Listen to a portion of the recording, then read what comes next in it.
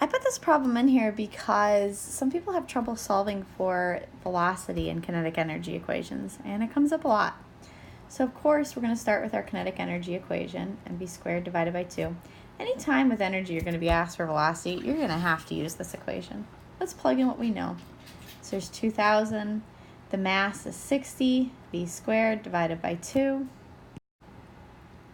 The way we solve this, and there's many different ways, is I think the easiest is to take that 60 divided by 2 first. So let's go 2,000 is equal to 60 divided by 2 is 30 v squared.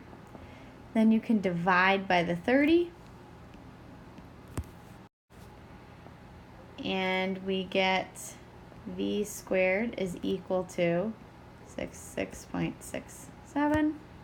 So we're going to take the square root of both sides to make that work. So our velocity is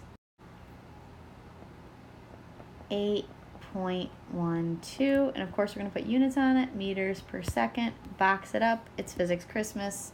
You just found love. Happiness reigns. Your life is complete.